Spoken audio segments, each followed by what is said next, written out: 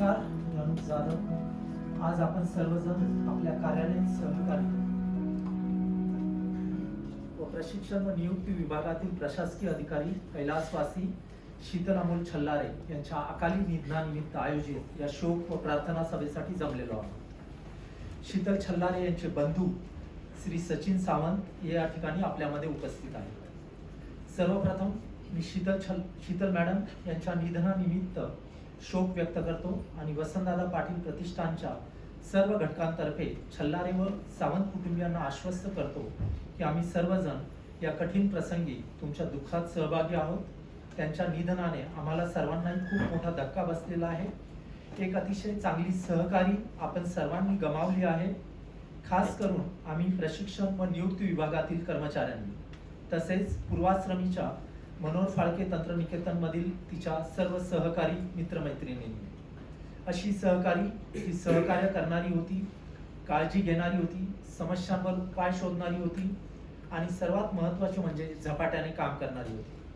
काम सुरू केल्यानंतर ती प्रचंड वेगाने करायची. मात्र गेले काही दिवस प्रकृती अस्वस्थामुळे ती पूर्ण वेळ कार्यालयात येत नव्हती. या शोक व प्रार्थना सभेच्या निमित्ताने आपण तिच्या काही आठवणींना उजाळा देणार आहोत. या संस्थेतील अनेकांसाठी आणि खास करून मनोहर फाळके तंत्रनिकेतन मधील कर्मचाऱ्यांसाठी ती एक फार मोठी सपोर्ट सिस्टम होती. ती मनकवडी होती. त्याचे एक उदाहरण देतो. Recently her brother Sachin got a job in Mumbai and he had to shift from Bangalore to our city. She posted this in our WhatsApp group and expressed that she is extremely happy that her brother is relocating to Mumbai and we will be living very close to her house. As I read this, I just posted on the group that we will talk about this later. And in an instant, what did she do? She just posted a figure, and that was his salary. Not to mention, that was the very intention of mine. मी आपले सर्व मान्यवर, आपले वसंतदादा पाटील प्रतिष्ठानचे मानद सचिव सन्माननीय श्री अप्पासाहेब देसाई, आपले उपाध्यक्ष सन्माननीय श्री रवींद्र घोरपडे साहेब, campus director doctor Ashok Chavan, आपले प्राचार्य डॉक्टर आलमेन शेख, उपस्थित विभाग प्रमुख doctor Rais Mulla, doctor Pradeep Mane, doctor Anirudra Shete, doctor Sai Lakshmi यांना विनंती करतो की त्यांनी कैलासवासी शीतल छल्लारे यांच्या आठवणी जागवत त्यांच्या प्रतिमेचे पुष्पगुच्छ वाहून पूजन करावे.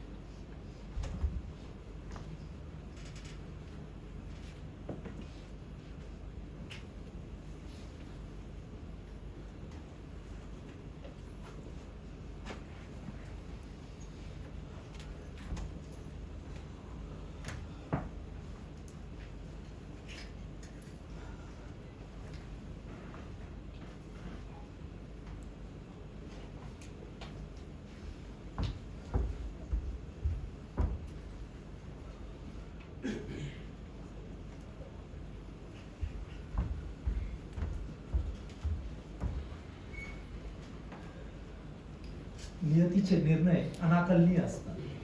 पृथ्वीवरील मनुष्य जातीशी ती नेहमी खेळत असते. शीतलचा 42वा वाढदिवस उद्या शनिवार दिनांक 31 मे 2025 रोजी आहे आणि तो आम्हाला आमच्या दैनंदिन रुटीन मध्ये मदत करणाऱ्या विद्यार्थ्यांनी वेगळ्या प्रकारे साजरा करण्याचा निर्णय घेऊन त्यांनी तिच्यासाठी तिची अत्यंत आवडीची गोष्ट म्हणजे ट्रॅव्हलिंग आणि exploring new places and the food there in एक व्हिडिओ बनवला होता आणि तो व्हिडिओ ते उद्याच्या जन्मदिवसाच्या सोहळ्यात दाखवू इच्छित होते. प्रशिक्षण व नियुक्ती विभागात मदत करणाऱ्या विद्यार्थ्यांसाठी ती खूप जवळची असायची आणि त्यांच्याशी तिचे आपुलकीचे असे नाते होते. पण दुर्दैवाने तो उद्याचा दिवस येण्या अगोदरच तो दिवस उजाडण्यापूर्वीच ती हे जग आणि आपल्याला सोडून गेली. विद्यार्थ्यांनी तिच्या जागवलेल्या, त्यांनी गोळा केलेल्या तिच्या आठवणी एका व्हिडिओच्या माध्यमातून ते घेऊन येत आहेत आणि याचे शीर्षक आहे शीतल, एक सफरनामा, हर मोड पर एक अनोखी कहानी. विजय, प्लीज प्ले द व्हिडिओ.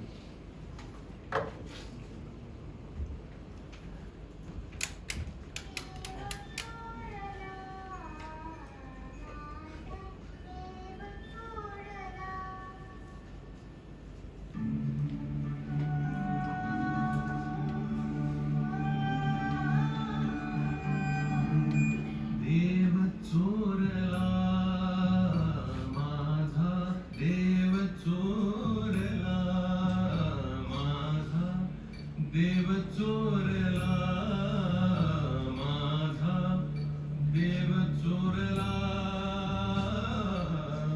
देव चोरला माझा, देव चोरला, देव चोरला,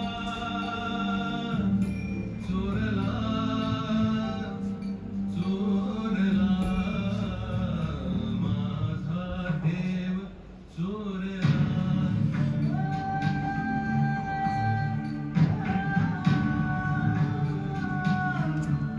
भला थोरला माझा, भला थोरला माझा, भला थोरला, थोरला, थोरला, थोरला,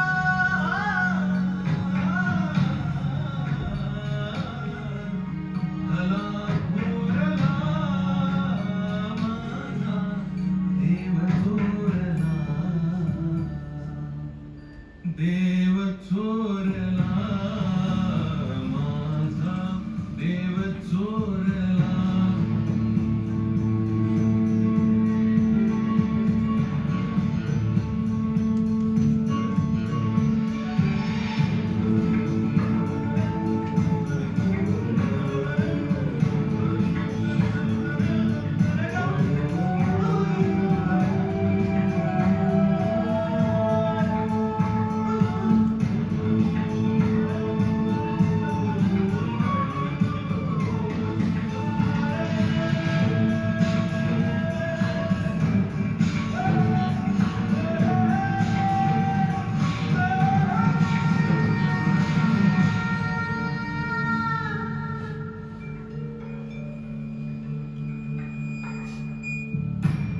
झगमग पाहुनिया पाठ फिरवून गेला.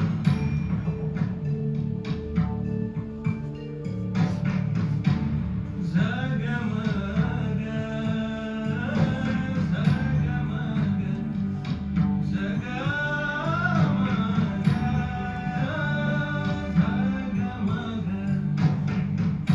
झगमग पाहुनिया पाठ फिरवून गेला. रोषणाईमध्ये देव माझा हरवून गेला. नाही उरली भक्ती, भावनाही उरला. देव चोरला माझा, देव चोरला माझा, देव चोरला.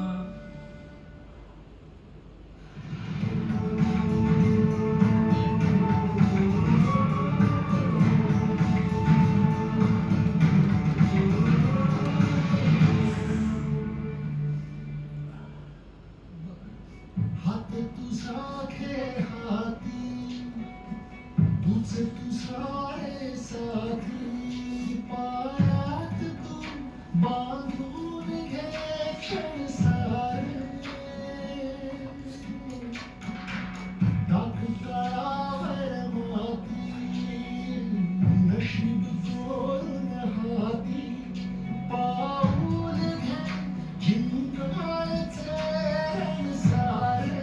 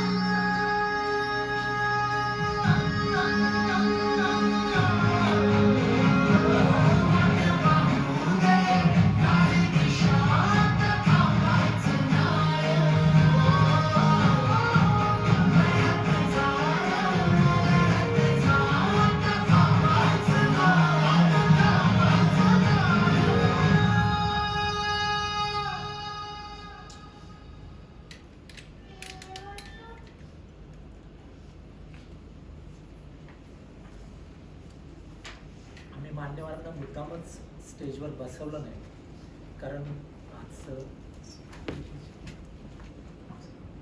आम्ही मान्यवरांना मुद्दामच स्टेजवर बसवलं नाही, कारण आजचा जो ही जी संकल्पना होती ती खास शीतल आणि शीतलसाठी होती. शीतलने तिच्या वैयक्तिक आणि व्यावसायिक आयुष्यात सर्वांना मदत केली.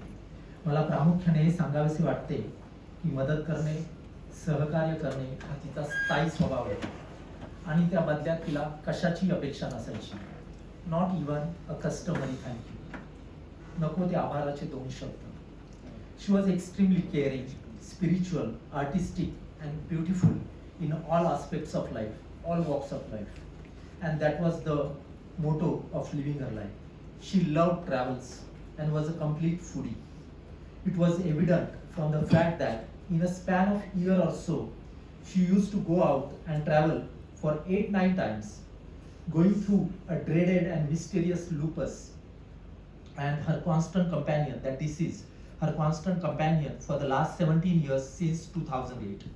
I think what propelled her is her sheer willpower and her faith in all the good that life has to offer, her caring of people around her, and most importantly, for her innate gratitude that took her till this time taking 12-13 tablets every single day, regularly visiting and getting admitted into hospitals, managing her home and an adopted daughter. That shows how deeply she cared for the orphan children, these neglected subjects of the society. She loved traveling, as I said, 8-9 times a year, and blame it on destiny. The irony of her life is that she left this world on travel when she was in Goa. God packs surprises for his children, and sometimes they are not pleasant. शीतलचे मानलेले बंधू व आपले प्रशिक्षण व नियुक्ती अधिकारी स्वप्नील सरांना मी विनंती करतो की त्यांनी या प्रार्थना सभेच्या निमित्ताने आपले मनोगत व्यक्त करावे व शीतल मॅडम यांना आदरांजली अर्पण करावी. So please.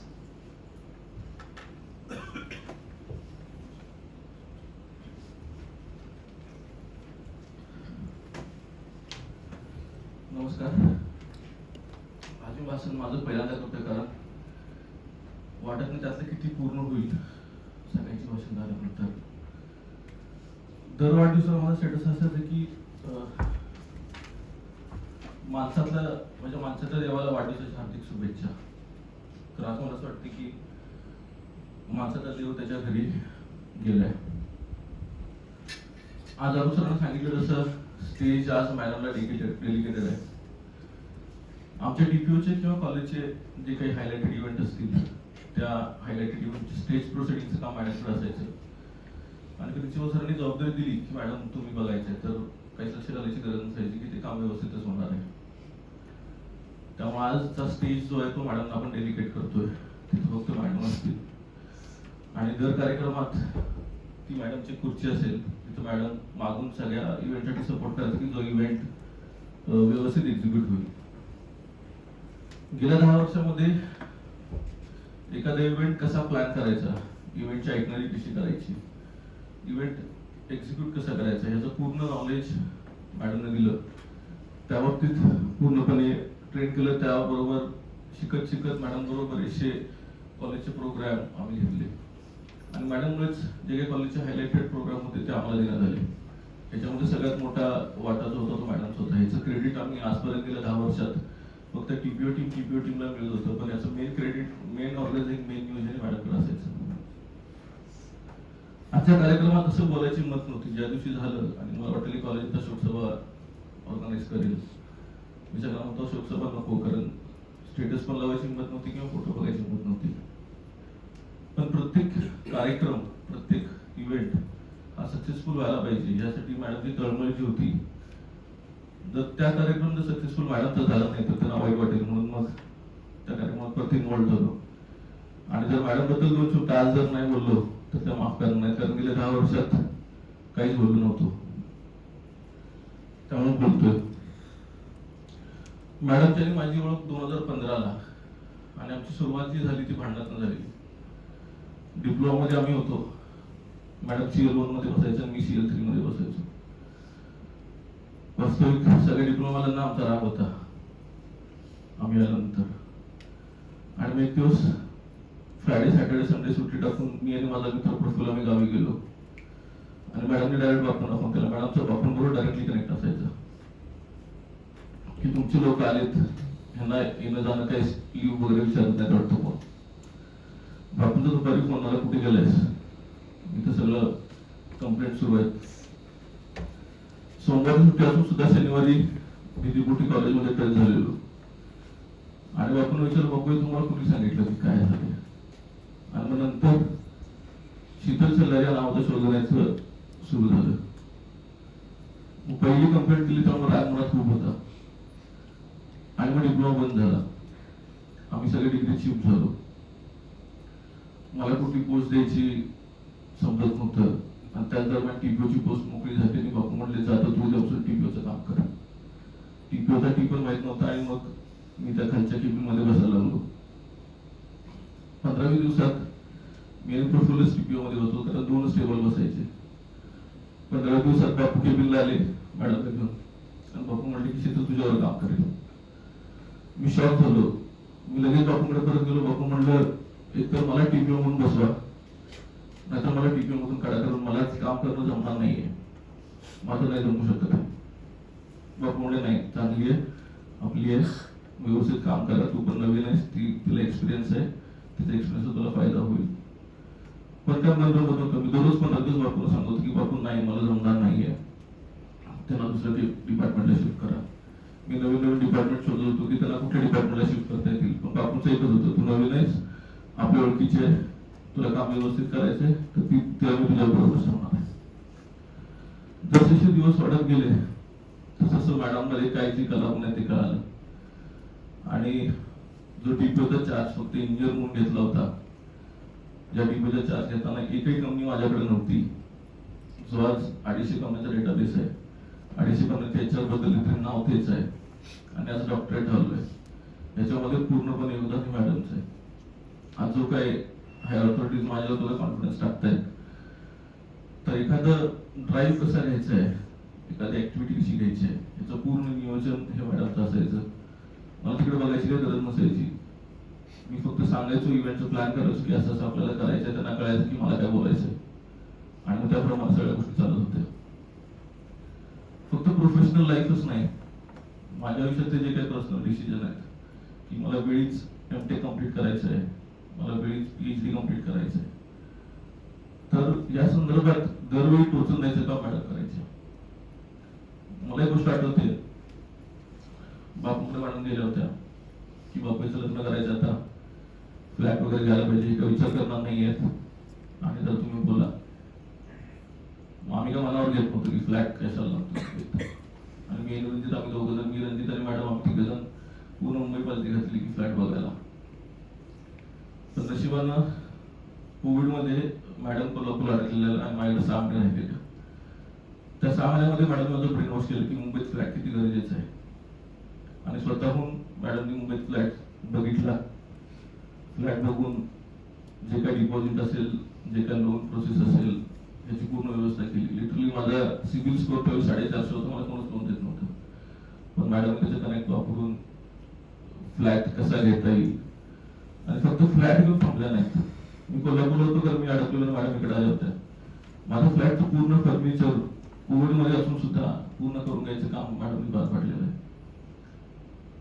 तर आयुष्यात कुठेही स्टक जर झालो, म्हणजे लिटरली सपोज ऍसिडिटी जरी झाली, तर आमच्या कनेक्टेड सगळे लोक मॅडमला फोन करायचे. माझा भाऊ स्वतः डॉक्टर आहे, पण मी त्याला कधी विचारलं की बाबा ऍसिडिटी झाली, कुठली गोळी खाऊ, मग मॅडमला फोन करायचं, मॅडम काय करू सांगा, मॅडम म्हणायचे गोड काहीतरी खाऊ. तर बारीक सारीक ज्या काही पर्सनल लेवलच्या गोष्टी आहेत ह्या मॅडमने केले, आणि मला वाटतं सगळ्यांच्या आयुष्यात केले. त्यामुळे त्याच्यावर मी काही जास्त काही बोलत नाही, बाकीची सगळी बोलते. पण जे काय हायलाइटेड आहेत गोष्टीच्या, बाकी कोणाला माहित नाही, मला माहित होतं, ह्या थोड्याशा मला तुम्हाला दुसरी बाजू मॅडमची तुम्हाला सांगायची. मॅडम गेल्या मंगळवारी, आम्ही सोमवारी पहाटे मी निघालो. मला मॅडमच्या हजबंडचा फोन आला की सर इमिडिएटली या, गोव्यात काहीच हॉस्पिटल सापडत नाहीयेत आणि तिथे कोणच ओळखीचं नाहीये. मी लिटरली जसं बस पकडतात जाऊन तसं मी एअरपोर्टला गेलो, मला माहित नव्हतं कुठली, कारण फ्लाईट बुकिंग सकट मॅडम तर बोलत्या. आम्ही कुठली ट्रिप प्लॅन केली तर मॅडम सगळं एक्झिबिशन करायचं. फ्लाईट बुकिंग म्हणजे मला इथून जर मी कधी गाडी घेऊन नाही आलो तर मला घरी जायचंय तर उबेर थ्रू माझी कॅब बुक पण मॅडमच करायची. एवढं आम्ही मॅडमवर ऍडिक्ट झालो होतो. तर गोव्याला असताना मंगळवारी मॅडम काहीच बोलत नव्हते आणि मला वाटतं 2 दिवस मॅडमचा फोन बंद होता. मला एक फोन आला, एक म्हातारे गृहस्थ बोलत होते की तुम्ही स्वप्नील देसाई काय? मी म्हटलं हा. तर शीतल कुठे? शीतल फोन उचलत नाहीये. मला वाटलं की मॅडम बरेचसे बिझनेस करायच्या, त्याच्यामध्ये माझा त्यांचा कॉन्टॅक्ट नंबर शेअर होता की कुठली तरी ऑर्डर घेतली असेल आणि ऑर्डर डिलिव्हर झाली नसेल. मी त्याला सांगितलं की तुम्हाला नेक्स्ट वीकला फोन करतो मी, आता थोडंसं हे. ते म्हणे थांब, शीतलचा फोन लागतोय पण उचलत नाहीये आणि माझ्या घरचं लाईट बिल आले तर लाईट बिल भरायचं आहे. मी तेव्हा काही बोलू शकलो नाही. मी त्याला संध्याकाळी फोन केला, थोडंसं काय झालं बोला.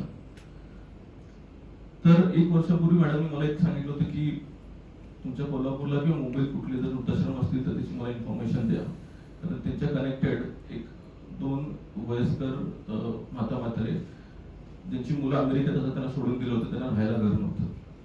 त्यांच्याकडे अप्रोच आला होता की ह्यांना राहायचं बघायचं आहे. आम्ही गेले 2-3 महिने वृद्धाश्रम शोधले पण त्यांच्याकडे काहीच स्टॅबिलिटी नव्हती, म्हणजे त्याचं आधार कार्ड पण नव्हतं, म्हणून त्यांना कोणच त्या वृद्धाश्रमात घेत नव्हतं. शेवटी फिरून 3-4 महिन्यानंतर मॅडमनी असा पर्याय शोधला. हे मला सांगितलं नव्हतं मॅडमनी, मला त्यांनी सांगितलं त्या दिवशी की कल्याणमध्ये त्यांनी रूम रेंट घेऊन ठेवलं, त्यांना मेसचा डबा लावला आणि त्यांचं लाईटचं बिल वगैरे ते भरायचं दर महिन्याला. आणि त्यांचा मला फोन आला की लाईट कट करतायत, शीतल फोन उचलत नाहीये, तर ते थोडं बघा. तर अशा प्रकारचे किती लोक असतील की ते त्याच्यावर डिपेंड असतील, त्यांना माहितीच नाही हे काय झालंय. त्याचबरोबर अजून एक गोष्ट म्हणजे मॅडमची, आता गेले 1 वर्ष मी आणि मॅडम आम्ही एकत्र जायचो. त्यांना ट्रेननं वगैरे प्रवास जमत नव्हता, तर आम्ही एकत्र जायचो. आमच्या जर भांडू पंपिंगला आम्ही गाडी थांबायचो सिग्नलला, बरेचसे लहान मुलं तिथं काय काय विकायला यायची. एक दिवशी एक लहान मुलगा हातात एक 7-8 छत्र्या घेऊन आला होता आणि स्वतः भिजत होता. मॅडम म्हटलं थांब जरा, काच खाली करूया. म्हणजे गाडी आत भिजेल, काच मी खाली करत. तिने काच खाली केली आणि त्याला विचारलं किती रुपयाला छत्री आहे? तर तो म्हटलं 100 रुपयाला छत्री. ठीक आहे म्हटलं, एक छत्री घेतली. तो म्हटलं घ्या ना, पाऊस लागलाय आणि माझ्या 7-8 छत्र्या शिल्लक आहेत, शेवटच्या रात्रीची वेळ होती, 7-8 वाजले होते. मॅडमनी सगळ्या 7 ते 8 छत्र्या खरेदी केल्या. त्यांच्याच कनेक्टेड अजून दुसरी पण मुलं आली छोटी छोटी की आमच्या पण घ्या. मॅडमने त्यांच्यावर सगळ्या छत्री खरेदी केल्या. जवळपास आमच्याकडे 20 ते 25 छत्र्या गाडीत पडलेल्या. आणि मॅडम त्यांना तिथे जाऊन सांगितलं आणि त्यातली एक छत्री त्या दोघांना दिली आणि आता पावसात भिजू नका, घरी जाऊन सांगितलं. मॅडम विचारलं मॅडम काय करायच्या छत्र्या? 20-25. 1 महिना जवळपास त्या छत्र्या गाडीत तशाच होत्या. आणि मॅडम काही कॉलेजला सारख्या येत नव्हत्या. मॅडम एक दिवशी कॉलेजला आल्या.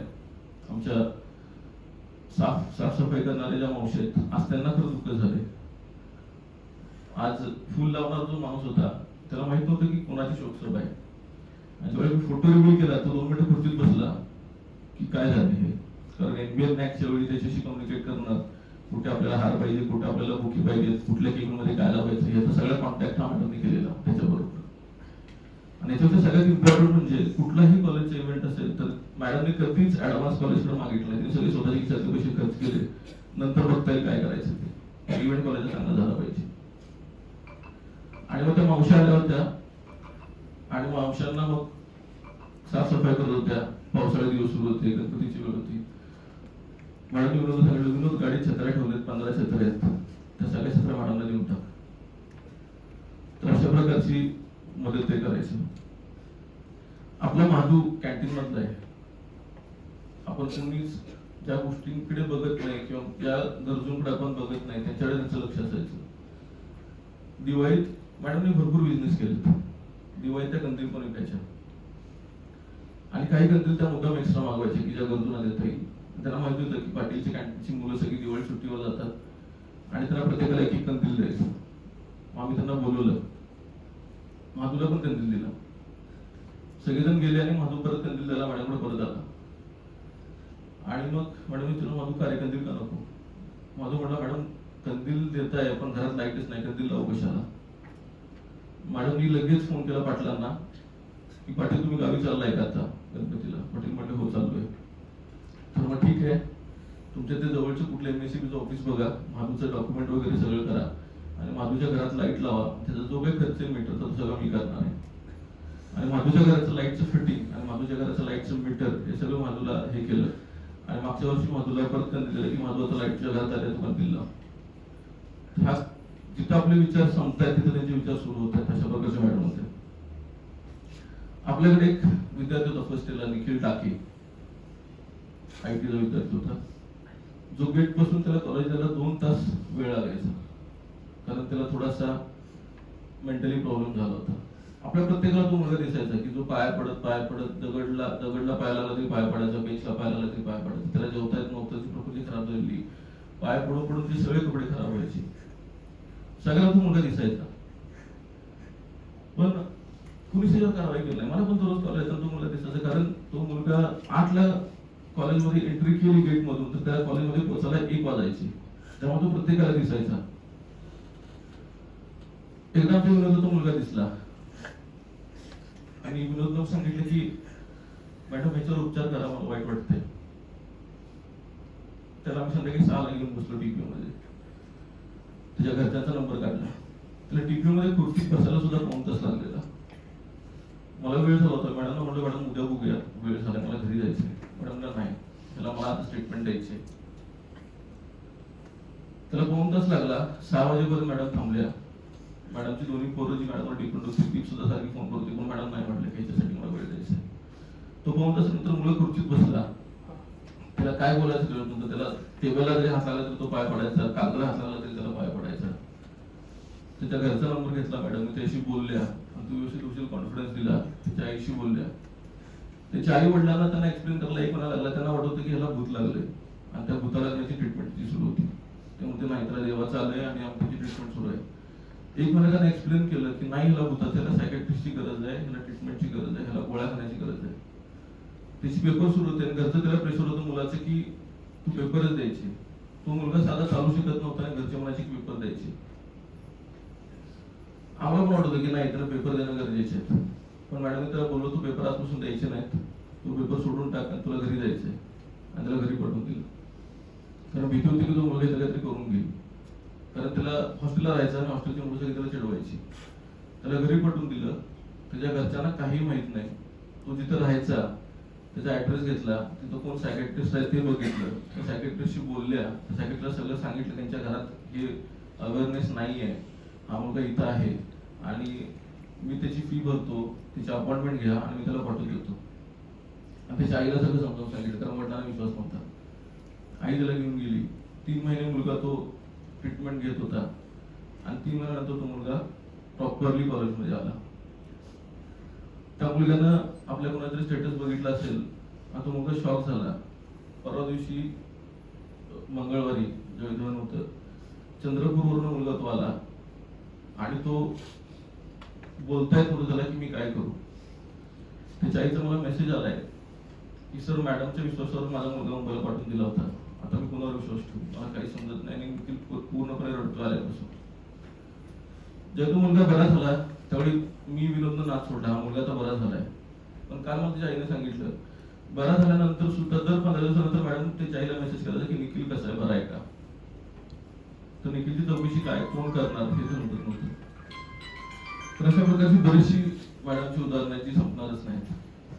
पण सगळ्यात मेन बेसिक पार्ट एक सांगतो मॅडमचा, की मॅडम भरपूर बिझनेस करायच्या, पापडाचा बिझनेस करायच्या, चटणी बिझनेस करायच्या, तेलाचा करायच्या, आंब्याचा करायचा, दिवाळी गिफ्टच्या करायच्या. बापू मला काय म्हणायचं, काय ते पापड लोणचं बिझनेस करायला लागलायस, कारण त्याच्या प्रकृतीला जमत नव्हतं. पण त्यांच्या बिझनेस एक सांगतो, त्यांना कुठल्याही बिझनेसची गरज नव्हती, पण बिझनेस मधून येणारा प्रत्येक प्रॉफिटचा पैसा ह्या चारकीसाठी ते द्यायचे आणि प्रत्येकाला मदत करायचे. एकही रुपये ज्या बिझनेस मध्ये जो मिळेल तो त्यांनी स्वतःच्या खर्चासाठी घातलेला नाहीये. जी काही बिझनेस मध्ये डिलिव्हरी दिली त्याच्यात सुद्धा मला त्यांनी पेट्रोलचे पैसे दिलेले आणि जो काही बिझनेस मध्ये प्रॉफिट होईल हा फक्त आणि फक्त जो गरजू लोक आहेत त्यांना त्यांनी दिलेला आहे. हा बिझनेस सुरुवात त्यांची कशी झाली, एक तळावपाडीला ठाण्याला महिला गृहोद्योगाचं प्रदर्शन सुरू होतं. त्या गृहोद्योगच्या प्रदर्शनामध्ये एक म्हाताऱ्या बायका ज्या अनाथ आहेत त्यांचा गृहोद्योग आहे तो साताऱ्याचा. आणि सगळ्याच गृहोद्योगांचं प्रदर्शन होतं तिथं. मॅडमला प्रदर्शन बघायला खूप आवडायचे. प्रत्येक प्रदर्शन ते बघायला जायचं. आणि ते एकदा गेले होते प्रदर्शन बघायला. तिथं लहान म्हाताऱ्या बायका उभा राहून त्या पापड विकायच्या. त्यांना ते वाईट वाटलं आणि त्यांचा पूर्ण स्टॉल, जेवढ्या स्टॉल मध्ये पापड आहे ते सगळे स्टॉलचे पापड त्यांनी विकत घेतले. मला वाटतं त्याची किंमत 30-35 हजार रुपये होती. आणि ते म्हणले की आता मी एकटीच आले, मला घेऊन जायला काय नाहीये, असंच असू द्या, हे पैसे घ्या, मी उद्या येऊन तुम्हाला घेऊन देते. मला फोन करून सांगितलं की सर असं असं आहे आणि उद्या थोडंसं सामान घेऊन यायचं ठाण्यावरून. मी गेलो तिथे. मला वाटलं गाडीत सामान बसेल, त्याचं छोटं सामान असेल. तर त्यांनी पूर्ण स्टॉल विकत घेतलं. त्यांनी सगळं मोठ्या गोणी भरून ठेवलेल्या त्या स्टॉलच्या. म्हणजे मला एवढं कशाला घेतले? म्हटलं की नाही घेतलंय, असू दे ठेवा. मी पोर्टर केलं. ते पोर्टर करून बऱ्यापैकी काल लोक त्यांच्या घरी गेले असतील, त्यांचं घर सगळ्यांनी बघितलं असेल, प्रॉपरली इंटरव्ह्यू केला. तशा घरात ती 10-12 पोते आणून टाकलेले त्यांनी. कशासाठी आणलेली काय माहिती. 6 महिने ते पापड तसेच, कारण विकायचे कोणाला, घेणार कोण आणि काय आहेत ते, कशाचे बनले कोणालाच काही माहित नव्हतं. 6 महिन्यानंतर ते काय पापड कोण घेणार. दिवाळी आली होती आणि मॅडमने ते सगळे पापड सगळ्यांना वाटून टाकले तसेच. आणि मग त्या महाल्या गृहोद्योगाचा यांना परत फोन आला की मॅडम काय अजून ऑर्डर आहे का. त्यांना माहित नव्हतं की ह्यांनी पापड त्यांच्यासाठी घेतले. त्यांना वाटलं की याची मोठी ऑर्डर आहे आणि काय तर मोठे डिस्ट्रीब्युटर वाटतं आणि म्हणून बिझनेस चाललाय. त्यांचा परत फोन आला की मॅडम नवीन ऑर्डर काय. तिथंच ते थांबले. मला परत म्हणले की सर त्यांना खूप गरज आहे आणि त्यांचा गृहोद्योग बंद होणार आहे कारण त्यांचं त्याच्यावर चालू आहे, तर आपण पापडचा बिझनेस सुरू करणं गरजेचं आहे आणि पोस्ट तयार करा, आपण पापड विकूया. मॅडमचे उपकार एवढे होते की मॅडमला कुठल्याच गोष्टीला नाही म्हणायची हिंमत नव्हती. मी म्हटलं चला मॅडम पापड तर पापड विकू आपण. पोस्टर्स तयार केले, पापडच्या ऑर्डर्स घेतल्या आणि मग तो बिझनेस सुरू झाला. लिटरली मॅडमची शेवटची जी पोस्ट आहे आयुष्यातली, स्टेटस आहे, हा सुद्धा पापडाचा आहे. मॅडमनी शेवटचे जे लिखाण केले ताज हॉटेल, म्हणजे त्या ज्या गेल्या त्या ताजमध्ये होत्या, ताजमध्ये माणूस एन्जॉय करायला जातोय, तिथं सुद्धा त्या बिझनेसचं नोटिंग करत आहे, कोणाची काय ऑर्डर आहे, कोणाला किती ऑर्डर द्यायची आहे. जाताना पण त्यांनी त्यांच्या हसबंडला सांगितलं की जाताना आपल्याला पापड घेऊन जायचे आणि पापडचे ऑर्डर आले, त्यांचा माल खूप तयार आहे, तर त्यांनी दिवाळीत माल करून ठेवलाय. आणि अशा प्रकारचे वेगवेगळे बिझनेस नवीन तयार होत चालले. एकदा ते त्यांच्या फॅमिली बरोबर गोव्याला चालले होते कोस्टल रोडने. देवगडला त्यांना मध्ये एक लहान मुलं आंबे विकताना दिसली आणि त्यांनी गाडी थांबवली. तुम्ही कुठले आहे काय. त्या मुलांची बाग होती की ठीक आहे, मला तुमचे आंबे द्या आणि मी विकत घेत जाईल दरवेळी. आणि घरी आंबे खाण्यासाठी घेण्यापासून जो प्रवास सुरू झाला होता, या सीझन मध्ये मॅडमनी 700 डझन आंबे विकलेत. त्यातला 1ही रुपये त्यांनी घरात दिला नाही, तो सगळं वाटून टाकलाय. परवाच मॅडमला जाताना 7 पेट्या आंब्याच्या उरलेल्या. मॅडमला फोन केला, मॅडम 7 पेट्या उरल्या, तुमच्या घरी 2 देऊ का. मॅडम म्हणे थांबा, म्हणे तुम्हाला 2 मिनिटात फोन करून मी सांगतो काय करायचं पेट्यांचं. मॅडमच्या विंग मध्ये विंग आहेत 7-8. मॅडम म्हणल्या 5 मिनिटात फोन करून त्या 7-8 विंग मध्ये वॉचमन असतील, कोणी असेल तो वॉचमन प्रत्येक विंग मध्ये एक पेटी देऊन जावा आणि असू द्या. ही कुठली मदत करताना मी सांगितलं नाही की मी A403 मध्ये राहते किंवा माझं नाव शीतल छल्लारे, तुम्ही फक्त द्या आणि बाहेर चला. आणि ह्या प्रकारच्या कुठल्याही मदत करताना स्वतःचं नाव टाकून त्या मदत कधीच करत नव्हत्या. सगळं फ्री ऑफ कॉस्ट करत होते. कंदीलचा पण सेम तशी स्टोरी आहे. सांगलीतलाच एक गृहोद्योग आहे, ते वेताचे कंदील तयार करतात. एकदा एक्झिबिशन मध्ये ते कंदील आले आणि मॅडम असं जाताना ते म्हणत की नाही, कंदीलला मागणी नाहीये, कंदील कोण विकत घेत नाहीये आणि कंदीलचं हे अवघड आहे. आणि मग कंदील घ्यायला सुरुवात केली. इथं कोण कंदील घेणार, तो कोण बसवणार माहित नाही. कंदील विकत घ्यायचे, मग विकले तर विकले. आज सुद्धा जर मॅडमच्या घरात गेलं तर 100 ते 150 कंदील तसेच पडलेले आहेत. त्याच्या मागे पैशाचा काही विचार नाहीये, फक्त त्यांना मदत करणं हा एकच उद्देश होता. आम्ही एकदा HR मीट घेतली होती आणि मॅडमना बाबा आमटेंवरचा पिक्चर आला होता आणि मॅडम तिथे हेमलकसाला जाऊन आलेल्या. आणि मग हेमलकसामध्ये काय काय काम चालतंय, बांबूच्या वेताच्या सगळ्या हे चालतात. आणि मग HR मीटला आम्हाला HR ला रिटर्न गिफ्ट द्यायची होती आणि मॅडम नुकतंच तिकडून जाऊन आले. मॅडम म्हणत की आपल्याला ह्याच्यासाठी काहीतरी करायचं आहे, ही लोक एवढं DOT करत आहेत, तिथं काहीच नाहीये, तर आपण काहीतरी पूर्ण मुलाची भाकरी घेऊया. आम्ही HR साठी काहीतरी वेगळं गिफ्ट, पाण्याची बॉटल किंवा काहीतरी हायलाइटेड राहील असा आम्ही विचार केलेला. मॅडम म्हणले कॉलेज पैसे देणारच आहे ना आणि तुम्ही HR ला काहीतरी देणार आहे ना, तर आपण घेताना कुठनं पण दुकानाने घ्यायचे तर हेमलकसातून जर रिटर्न गिफ्ट जर घेतले तर बरं पडेल. म्हटलं मॅडम त्यांना नाही जमणार, तिच्या खुशी येणार नाही, HR आहेत, HR चांगलं देणं काहीतरी गरजेचं आहे, त्यांना होणार नाही. शेवटी त्यांनी त्या हेमलकसाला कॉन्टॅक्ट केला की असं असं आमचा इव्हेंट आहे आणि आम्हाला काहीतरी करायचं आहे, काय करूया आम्ही सांगा. तर त्यांनी आम्हाला तो बांबूचा असा मोबाईल स्टँड ठेवलं की एक स्पीकर तयार करून आम्हाला दिला होता. त्याने आम्हाला सांगितलं बघा हे युनिक काहीतरी तयार केले त्या लोकांनी आणि आपण घेऊया काहीतरी करा ह्याच्यासाठी. शेवटी आम्हाला पर्याय नव्हता, आम्ही 250ची ऑर्डर दिली आणि मग ते बांबू घेतले आणि काहीतरी फुलाची पाकळी म्हणून त्यांनी त्यांना मदत केली. तर अशा प्रकारचे वेगवेगळे ऍक्टिव्हिटी त्या करत होत्या. मागच्याच वर्षी शायनिंग स्टार अवॉर्डला वास्तविक मॅडमचं काम एवढं आहे की त्यांना आमचा अवॉर्ड पुराच होणार नाहीये, पण तरी पण ठरवलं की आपण एक मॅडमना अवॉर्ड देणं गरजेचं आहे. म्हणून पहिल्यांदा त्यांना एक एम्प्लॉयर ऑफ द इयर आम्ही मागच्या वर्षी शायनिंग स्टारला अवॉर्ड दिला. मॅडमनी भाषण पण केलं, त्यावेळी बोलतात नव्हतं म्हणून सरांनी भाषण केलं मॅडमचं. ते संध्याकाळी मॅडमचा मला फोन आला. मॅडम म्हणले की लहानपणापासून आता मॅडमचे भाऊ पण आपल्या बरोबर आहेत की दादाला खूप गिफ्ट मिळालं, प्राइज मिळायची. दादा माझ्यापेक्षा हुशार होता आणि दादाचे गिफ्ट मी दररोज बघायचे. मला कोणच गिफ्ट प्राइज देत नव्हते आणि मग मला पण वाटायचं की मला पण कोणतं प्राइज द्यावं आणि आज तुम्ही दिलं त्याबद्दल थँक्यू. मला पण आवडते की माझं नाव सगळीकडे व्हावं आणि हे करावं. ते कोणाला त्यांनी सांगितलं नाही. वास्तविक ज्या काही बिझनेस मधून येणारा पैसा आहे हे चॅरिटीसाठी देतात. हे मला त्यांनी सांगितलं तुम्हाला शपथ आहे की तुम्ही सांगितलं तर बघा की हा पैसा चॅरिटीसाठी जातोय. कारण तो जर जात असेल तर ऑटोमॅटिकली सगळे लोक ते परचेस करतील. आणि मला वाटतं थोडंसं प्रिन्सिपल सरांना माहिती असेल, त्यामुळं आमची कुठली पोस्ट पडली की प्रिन्सिपल सरांची ऑर्डर आहेच, काय झालं की ऑर्डर आहेच, हे घ्या ते घ्या. एक दिवशी मी सरांच्या गाडीतनं गेलो आणि सरांच्या गाडीमध्ये टिकीट सगळ्या तेलाच्या बॉटल.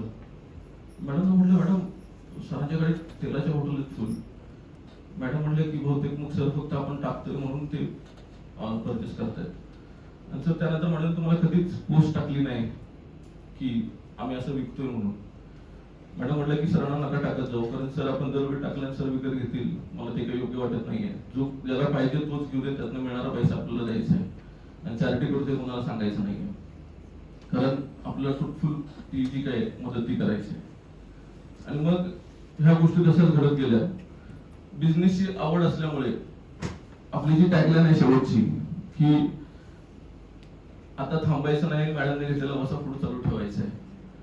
तर मॅडमच्या शेवटच्या दिवसापर्यंत मी त्यांच्या हजबंडशी पण काल बोललो की ताजमध्ये लोक ते फिरत होते आणि मॅडम त्यांचं नोटिंग करत होते की माझ्या ऑर्डर्स कुठल्या द्यायचे आहेत आणि काय करायचे. आणि त्यांच्यावर डिपेंडेंट असणारे 3-4 गृहउद्योग आहेत. तर कालच आम्ही त्यांच्या घरी गेलो होतो आणि आम्ही असा प्लॅन करतोय की मॅडमच्या नावाने एक फाउंडेशन तयार करायचं आहे आणि जे मॅडमचे जो वसा आहे, जे त्यांचे बिझनेस आहेत ते कंटिन्यू सुरू ठेवायचे आहेत. त्यामुळे जे काही गृहउद्योग आहे ना सपोर्ट होईल आणि त्यातून जो काही प्रॉफिट होईल हा गरजूंना आपल्याला देता येईल आणि जे काही मॅडमचं एम आहे हे कम्प्लीट होईल आणि त्या फाउंडेशनच्या स्वरूपात मॅडम आपल्याबरोबर दररोज जगत राहतील आणि जो काही त्यांचं ध्येय हे आपलं कम्प्लीट होईल जाईल. त्यामुळे आपण हर मेमरी अँड आवर मिशन ह्या उक्तीच्या अंडर त्यांच्या फाउंडेशन मध्ये आपण काम करतोय. शेवटी एवढंच बोलायचं आहे, गेल्या 10 वर्षामध्ये अप्रत्यक्ष त्यांनी एवढी जी मदत केलेली आहे त्याबद्दल त्यांना थँक्यू बोलायचं विसरून गेले. तर शेवटचं मॅडम थँक्यू बोलतो आणि माझं भाषण संपवतो. धन्यवाद.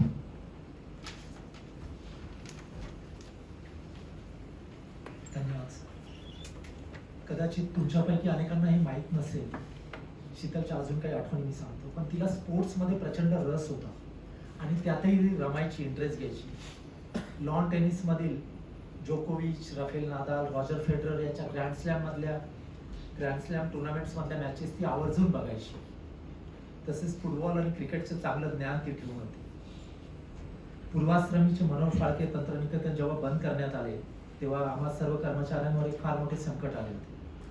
पण वसंतदादा पाटील प्रतिष्ठानच्या सन्माननीय संचालक मंडळामुळे व त्यात शीतलने केलेल्या अथक प्रयत्नांमुळे आम्हा काइंड ऑफ रेफ्युजींचा प्रवास आपल्या अभियांत्रिकी व दृश्यकला महाविद्यालयात सुकर झाला व आम्ही समाधानकारकरित्या यात विलीन झालो. वैयक्तिकरित्या माझ्याबद्दल बोलायचे झाल्यास 2002 पासून प्रकृती अस्वस्थामुळे मी 3 वेळा जॉब सोडला आणि 3ही वेळा मला आपले कॅम्पस डिरेक्टर व माझे पहिले प्राचार्य प्राध्यापक अशोक चव्हाण यांनी नोकरीवर परत येण्यात मदत केली.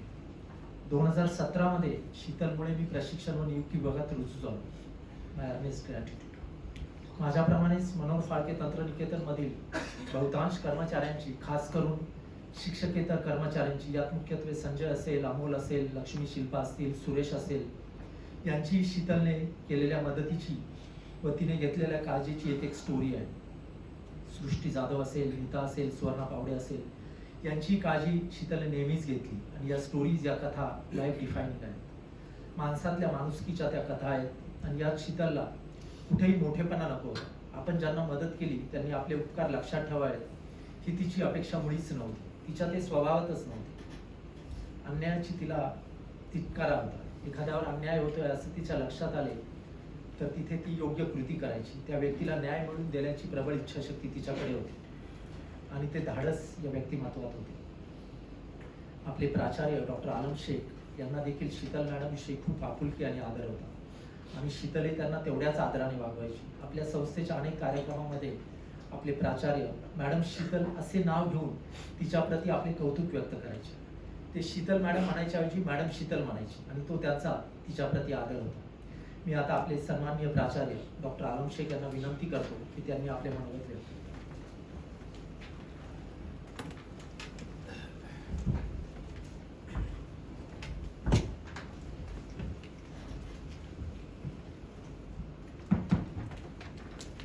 नमस्कार.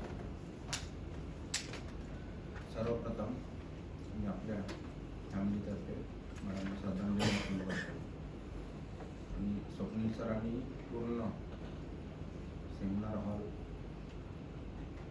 एकदम भारावून टाकलेला आहे. मारावे परंतु कीर्तिरूपी बोलावे. सरांनी आज ज्या काही घटना सांगितल्या त्या अनबिलिव्हेबल आहेत. इनफॅक्ट अंत्यसंस्कार दिवशी रात्री 12 वाजताच ते मला बिलकुल रडत होते आणि त्यांनी त्या घटना मला सांगितल्या होत्या. त्या मला सांगायच्या होत्या, सरांनी तुम्हाला सांगितल्या. याच्यातून त्यांचा ग्रेटनेस दिसतो. आपल्याला वाटायचं की त्या बिझनेस करतात कमवण्यासाठी, नाही. चॅरिटी.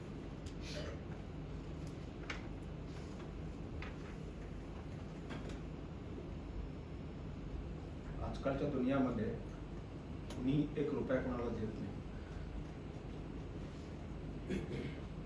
मला एक घटना सांगावीशी वाटते. जेव्हा मी जॉईन झालो होतो, सकाळी अराउंड 9:30 आसपास मी राऊंड घेत होतो, तेव्हा टीपो सेक्शन हा पलीकडे होता आणि मॅडम मला आठवतं मेदूवडा खात होता. तर मी त्यांना असं सहज म्हटलं, मॅडम काय काम वगैरे करायचं की आलेलं लगेच नाश्ता करायचा? तर फक्त एक स्मित हास्य त्यांनी केलं. काही बोलल्या नाहीत. तर बोलू शकले असतात परंतु ते काही बोलले नाही. मी रागवलो नव्हतो किंवा त्यांना हे केलं नव्हतं. फक्त एक आपलं बोलायचं म्हणून त्यांना बोलले. मी कोणालाही ओळखत नव्हतो. त्यांना लिटरली कोणालाही ओळखत नव्हतं स्टाफ काही. नंतर मला बापूंच्याकडून कळलं की असा असा विषय आहे. त्याच्यानंतर पूर्ण याच्यामध्ये त्या कालावधी, त्या वेळेपासून आतापर्यंत मी कधीही त्यांच्याबद्दल काही हे केलं नाही. आणि जसं स्वप्नील सरांनी सांगितलं की पोस्ट पडली की मी घ्यायचो वगैरे, मी त्यांना हे म्हणायचो, ते पैसेच घ्यायचे नाहीत. त्यांना म्हटलं असं बिझनेस होत नसतो मला. बिझनेस करायचा आहे, तुम्ही एक हात दो एक हात लो असायचं. आणि स्वप्नील सर, मी हे सांगू इच्छितो, मी करायचो, घ्यायचो आणि ते मीही करतो ना तेच.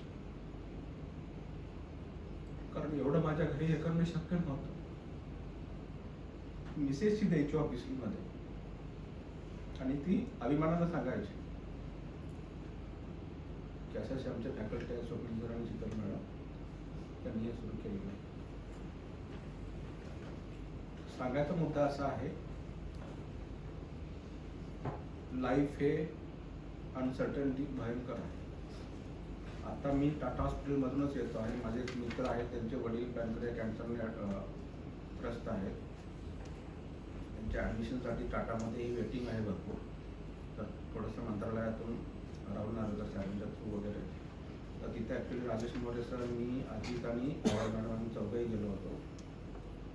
तर त्या दोघांना मी तिघांना तिथेच थांबवलं आणि मी इथे आलो कारण इथे येणं गरजेचं होतं. बरंच काय शिकवून गेले आपल्याला मला. जरा सरांनी जे सांगितलं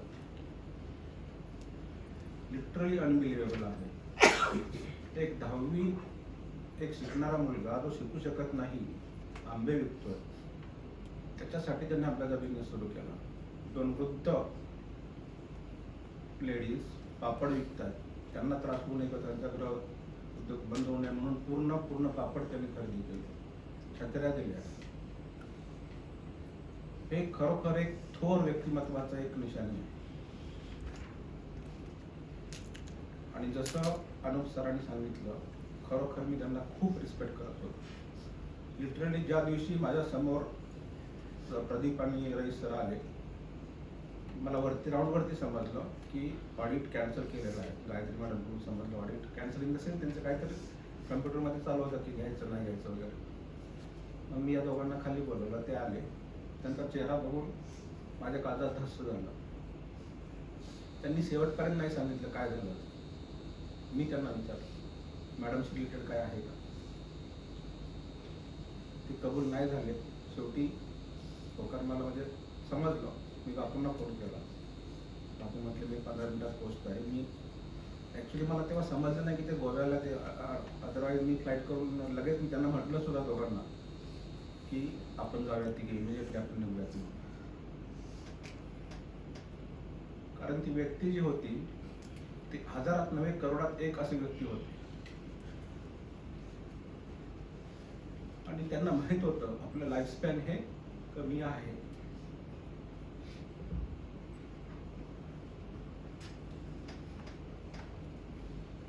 तरीही त्यांनी फक्त आणि फक्त आनंद द्यायचं काम केलं लोकांना. त्यांचा कुठल्या डीपी बघा, एका डीपी मध्ये कधी असं जाणवलं नाही की ते आजारी आहेत. त्यांनी आपल्या आजारावरती मात केली होती. आता जे आपण व्हिडिओ पाहिला,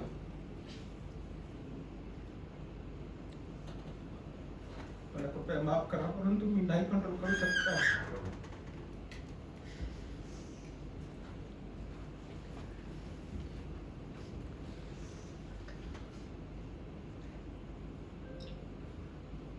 एक शल्य राहिलं. 15 तारखेला स्वप्नील सरांचा वाढदिवस होता. त्यांचा मला फोन आला, सर मी 15 तारखेला येणार आहे परंतु एक अवॉर्ड सेरेमनी असल्यामुळे मला पुण्याला जायला लागलं. तुम्ही त्यांना म्हटलं मॅडम सॉरी आपण नंतर भेटू, तुमच्या घरी येणार आहे, तुम्हाला भेटणार आहे. कारण ते हॉस्पिटल होतं मला नंतर कळलं आणि ते मी इनफॅक्ट बोलले होतं प्रदीप कांदे सरांना. ते एक राऊंड गेलं शेवटचं भेटणं. जे काय भेट झाली ते 1 महिन्यापूर्वी झाली होती मला वाटतं. तर मित्रांनो, लाईफ हे क्षणभंगुर आहे. शेवटी प्रश्न पडतो आपण कशासाठी पळतोय, कोणासाठी पळतोय. आपण म्हणतो तरी सुद्धा पळत राहतो. त्यांचे बंधू इथं बसलेले आहेत.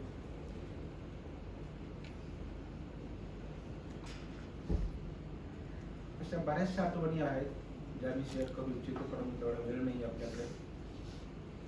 आणि सरांनी जी संकल्पना फाउंडेशनची मांडलेली आहे त्याला माझं ऍक्टिव्ह पार्टिसिपेशन आहे. सर माझ्याला जे असेल ते सांगा. I am always there for that.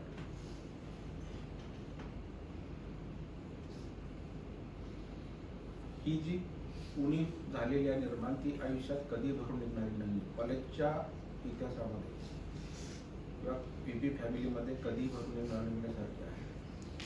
त्यांना एक दिवशी मी चेष्टेवारी असंच म्हटलं बापूंच्या केबिनमध्ये, काय मॅडम तुम्ही मासे छान बनवता, मला देत नाही. त्यांनी लिटरली फक्त माझ्यासाठी, फक्त आणि ते मला आत्ता कळलं 2 दिवसापूर्वी, फक्त माझ्यासाठी त्यांनी पूर्ण 10-15 लोकांना माशाचं जेवण स्वतः बनवून आणून, म्हणजे जेवण महत्वाचं नव्हतं, माझं बोलणं हे फक्त आणि फक्त चेष्टेवारी होतं. परंतु त्याच्या मागची भावना, आत्मीयता, आपलेपणाचं नातं,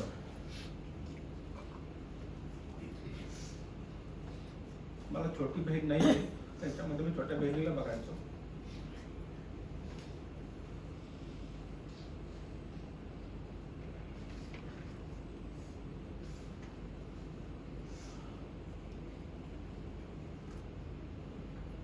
I'm sorry.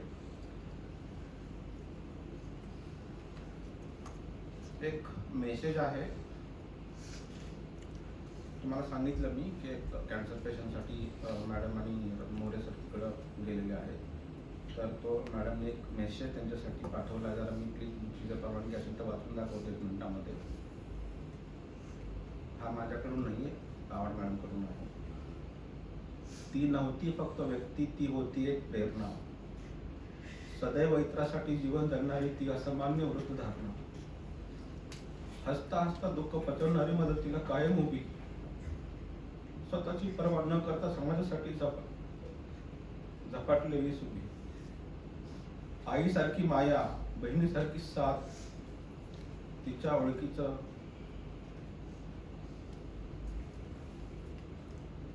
सोनं आजी घ्या वाटतं माथा.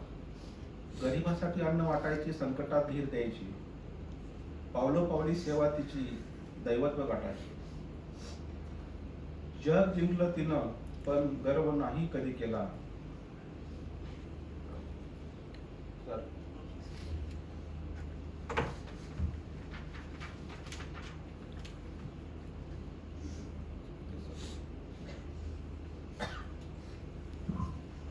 हे सगळं त्या ईश्वराचं एवढंच सांगून नेहमी झेललं.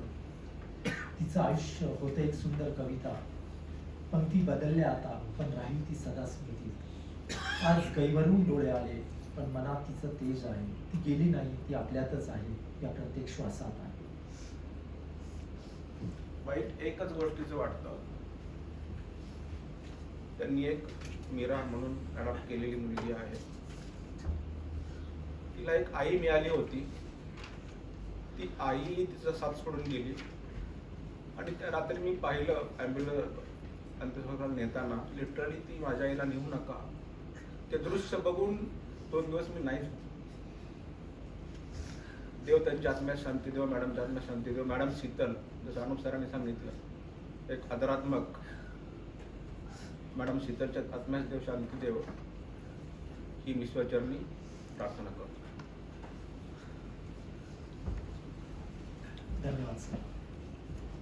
समोरच्याशी संवाद साधता साधता ती तिच्या लाघवी स्वभावामुळे समोरील व्यक्तींच्या अंतःकरणात आपली एक आपुलकीची जागा निर्माण करायची आणि ती त्यांना आपलेसे करून टाकायची. कोणतेही फॉर्मल ट्रेनिंग न घेता तिचे इंटरपर्सनल स्किल्स खूप चांगले होते. समोरच्याच्या हृदयाशी संवाद साधण्याची कला तिच्याकडे होती, त्यात तिचा हातखंड होता. मी आता आपले संकुल संचालक डॉक्टर अशोक चव्हाण यांना विनंती करतो, त्यांनी या प्रसंगी आपल्या मनात व्यक्त केला.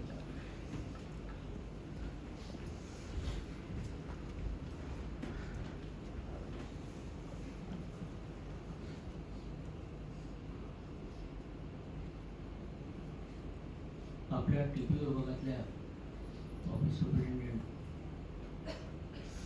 शीतल चंद्रिका आज कैलासवासी झालेले आहेत आणि त्यांच्यासाठी जी शोकसभा आहे, या निमित्तानं मी परमेश्वराला प्रार्थना करतो की त्यांना इथून मुक्त झाल्यानंतर एक चांगल्या ठिकाणी त्यांना स्थान मिळावं. खरं म्हणजे मी 2002ला त्या इथे जॉईन झालं त्यावेळी प्राचार्य होतो मनोहर पाळके तंत्रनिकेतनचा. तेव्हापासून 2014 पर्यंत अनेक ॲक्टिव्हिटीमध्ये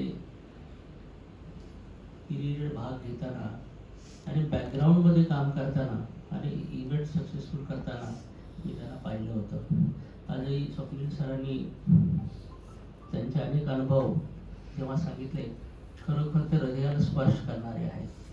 त्यांनी त्याचा जवळून अनुभव घेतला होता, त्यामुळं त्यांच्या आठवणी, त्यांच्यामधला माणुसकी आणि देवपणा या गोष्टी आपण आपल्याही जीवनात अंगीकारूया. कारण आयुष्य फार छोटं आहे. आपण बऱ्याच वेळा बघतो की आपल्याला हे करायचं आहे, ते करायचं आहे, आणि हे विसरून जातो की कधीतरी आपल्याला हे जग सोडायचं आहे. आणि त्यामुळं आयुष्यात अशा पद्धतीने अनेक लोकांना मदत करणं किंवा सहजीवन जगताना गरजूंना आणि यांना मदत करणं, हे डायमेन्शन आज आपल्याला कळलं की त्या कसा वेगवेगळ्या माध्यमातून लोकांना मदत करत होत्या. अगदी प्राचार्यापासून प्रत्येक लोकांना त्यांच्या चांगुलपणाचा, त्यांच्या कामाची आज स्मरण होत आहे. मलाही आठवतं 2013 जेव्हा महानगरपालिका इथे आपलं तोडायला आली होती, त्या हिरीनं पुढे झाल्या होत्या की आमचं हे कॉलेज तोडू नका. मीडियाला त्यांनी इंटरव्ह्यू दिले की हे कॉलेज कसं चांगलं आहे, हे टिकणं कसं गरजेचं आहे आणि हे तोडणं कसं चुकीचं आहे.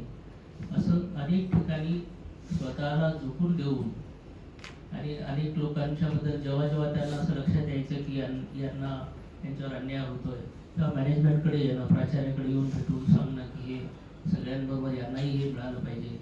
अशा प्रकारचं इतरांबद्दल मदत सहकार्याची भावना असणारं आपल्या कुटुंबातली एक व्यक्ती, BPP कुटुंबातली व्यक्ती गेलेली आहे. त्यांच्या जाण्याने TPOला फार मोठी झळ पडलेली आहे. खरं तर मी अनुप सरांना त्यांच्याबद्दल जेव्हा चर्चा करत होते म्हणाले की एक्सेलमध्ये त्यांचा हात कोणी धरू शकत नव्हतं. त्यांचं काम एक्सप्रेस होतं, एकदम वेगाने ते आपलं काम पूर्ण करायचं आहे. अशी व्यक्ती आपल्यातून गेलेली आहे. परमेश्वराला आपण प्रार्थना करू की त्यांच्या आत्म्याला शांती लाभू दे आणि त्यांची जी आता 2 मुलं आहेत त्यांना आणि त्यांच्या कुटुंबाला, अमोलजी आणि त्यांचे भाऊ शशी या सर्वांना हे दुःख झेलण्याचं सामर्थ्य परमेश्वर देवो. हे 2 शब्द मी इथे व्यक्त करून माझे 2 शब्द थांबवतो. धन्यवाद सर. शीतलकडे ज्या काही समस्या आहेत, तिचे सहकारी मित्रमैत्रिणी अडचणी घेऊन येत, त्यांना तिचा परिस्पर्श झाला की त्या समस्या निखरून निघत आणि समोरच्याला त्या समस्यावर उपाय शीतलला द्यावाच लागत असे. एक फार मोठी अशी सकारात्मक ऊर्जा तिच्याकडे होती. तिचा स्वतःचा असा एक वेगळा ऑरा होता, त्यामुळे तिच्या सानिध्यात येणाऱ्या लोकांवर तिची पटकन छाप पडायची आणि त्या सर्वांना ती आवडायची. ही अनेकांसाठी एक स्ट्रॉंग पिलर ऑफ सपोर्ट होती आणि अनेक जण तिला स्वतःचा एक मोराल सपोर्ट म्हणून बघत असत. मी आता आपल्या संकुलाचे उपाध्यक्ष सन्माननीय श्री रवींद्र घोरपडे यांना विनंती करतो त्यांनी या प्रसंगी 2 शब्द बोलावे.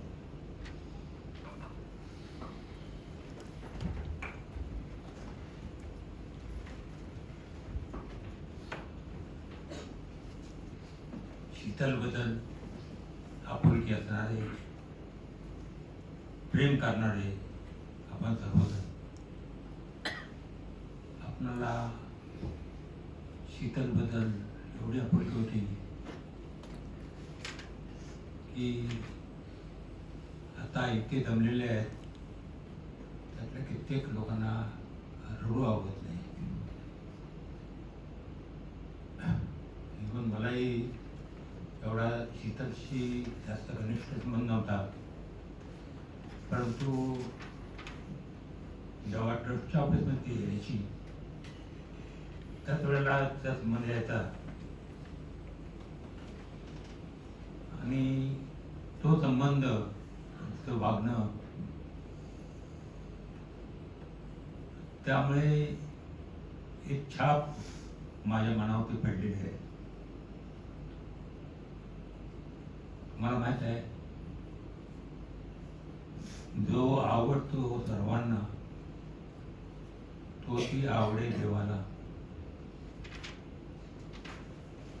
एखादा चांगला माणूस, समाजामध्ये काम करणारा, समाजप्रेमी, लोकांना मदत करणारा, स्वप्नील सरांनी जे सांगितलं तर मला ते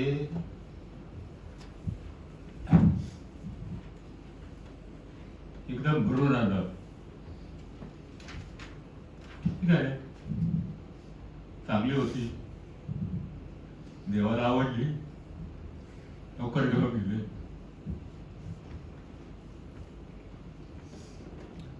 मृत्यू हा अटळ आहे, प्रत्येकाला जाणं हे आहेच, पण अशा तऱ्हेने जाणं हे मनाला कुठेतरी खंत करतं. दुसरी गोष्ट, देवाने काहीतरी तिच्यावरती अन्याय केला असं वाटतंय. कारण आपण मृत्यू हे कित्येक मृत्यू पाहिलेले आहेत. भगतसिंगचा मृत्यू, राजगुरूचा मृत्यू,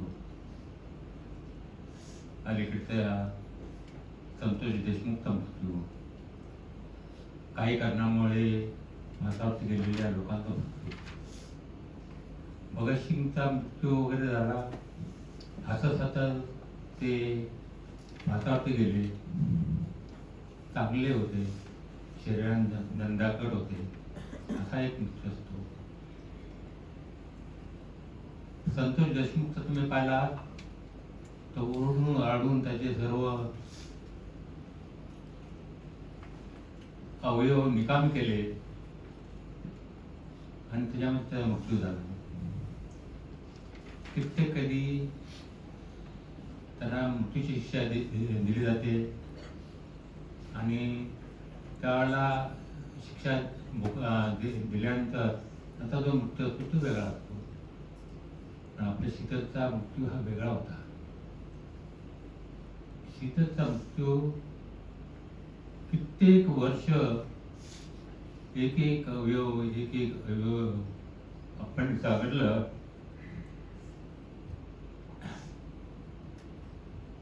की कसा एक अवयव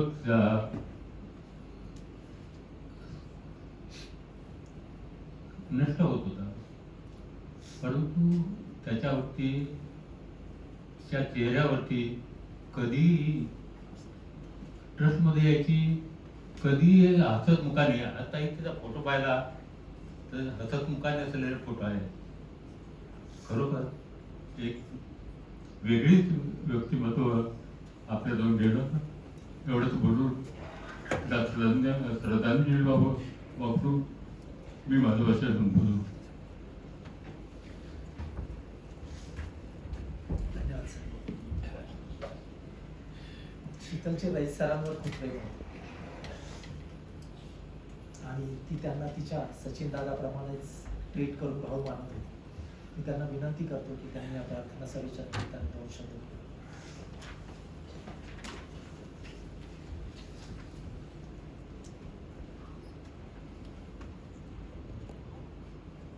मॅडम मला त्यांनी मला नेहमी माझ्याकडे बघताना भावाची उपमा दिली आणि ज्या वेळेला मी कुठल्याही एखाद्या कार्यक्रमाला जाऊ दे, त्यांच्या फॅमिली फंक्शनमध्ये माझी ओळख करून देताना नेहमी भाऊ म्हणून ओळख करून दिली.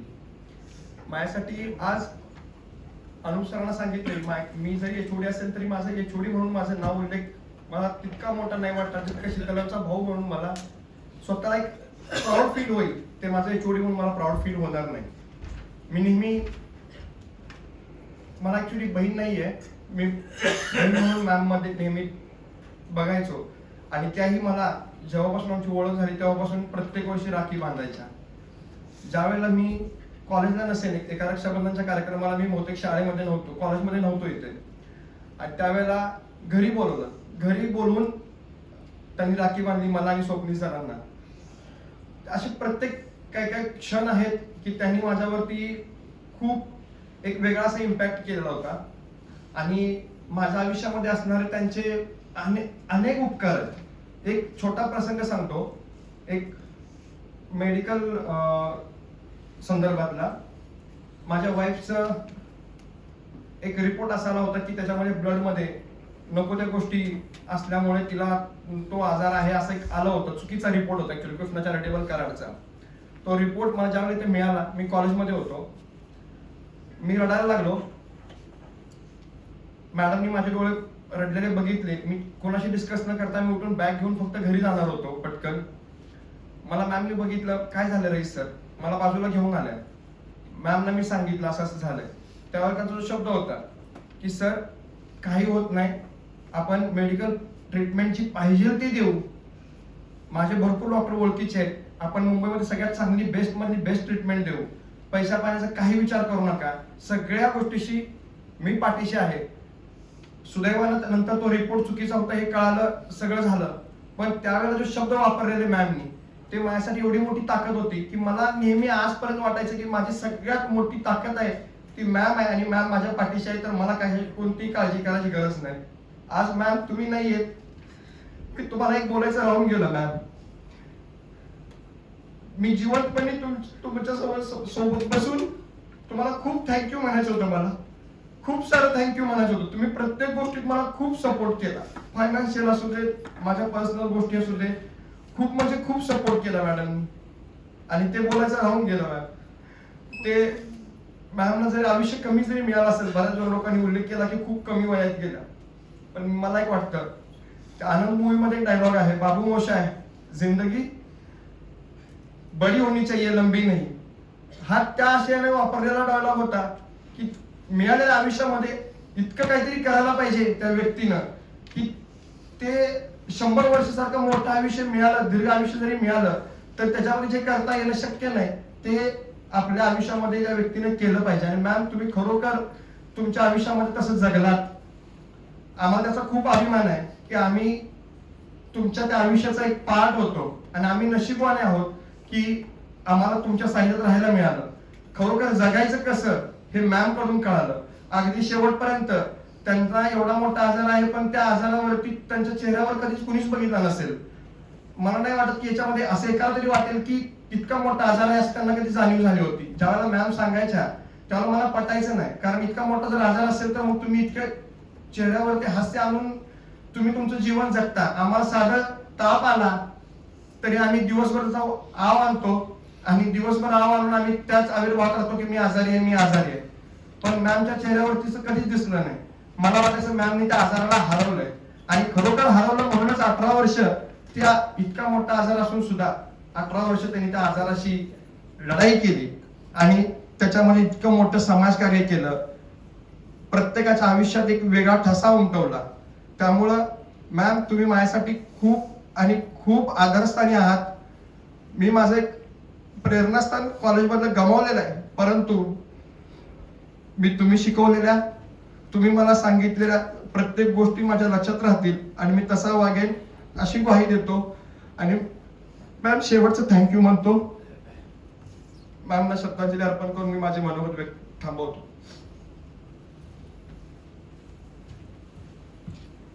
Sheetal had a tough exterior but was very soft from within. मराठीत आपण ज्याला मृदू म्हणतो तशी ती आतून होती. मी प्रदीप सरांना विनंती करतो की त्यांनी 2 शब्द.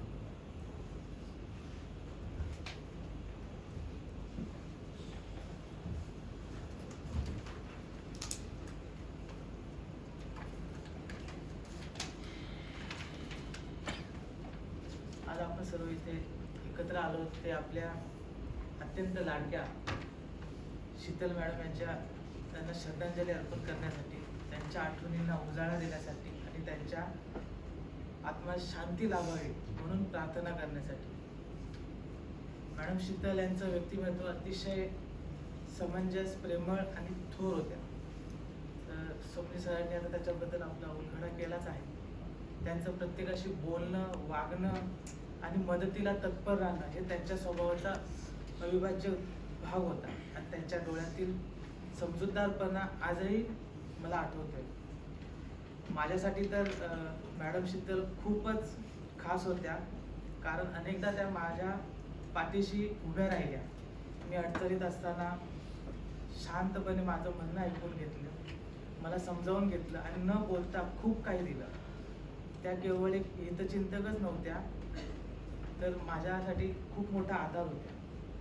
जणू सावलीसारख्या कायम सोबत राहणार.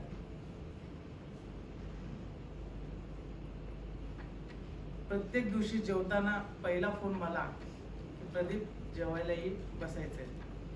कधी आल्या आणि मला फोन नाही केला की जेवायला ये म्हणून असा एकही दिवस नाही. एनबीएच्या वेळेस एक गोष्ट आठवते. मॉक झाला, खाली काय रिपोर्ट गेला असेल तर सांगितलं गेलं की IT च्या फाईल्स तयार नाही. रात्री कॉल आला, प्रदीप काय चाललंय? मॅडम काय झालं? तर तुझ्या एकही फाईल कम्प्लीट नाहीये. बोल मॅडम असं काही नाहीये.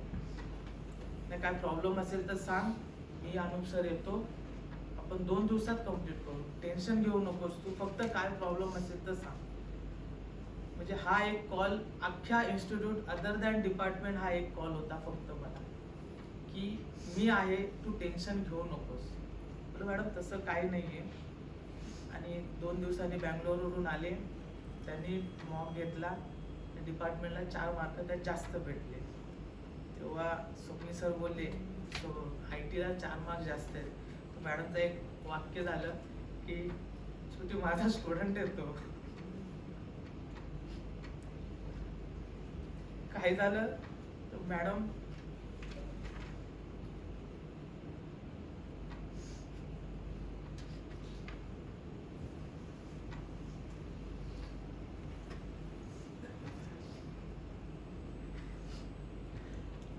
हे कन्सेप्ट सपोर्ट होता. कधी मला सांगायची गरज पडली नाही त्यांना काही प्रॉब्लेम आहे. जसं सर बोलले मन कवड्या होत्या, लगेच ओळखायच्या. माझ्यासाठी तरी टिप्रो त्या भांडायच्या. तो आज सपोर्ट गेलाय. आज त्या आपल्यात नाहीत, ते पचवायला थोडं कठीण आहे. पण त्यांच्या आठवणी, त्यांचं प्रेम आणि आपल्याला शिकवलेले मोलाचे धडे सर्व आपल्याला आयुष्यभर साथ देतील हे नक्कीच. एवढं बोलून मी थँक्यू. जर उपस्थितांपैकी आणखी कोणाला आपले मनोगत व्यक्त करून शीतल प्रति आदरांजली व्हायची असेल तर तुम्ही इथे येऊ शकता.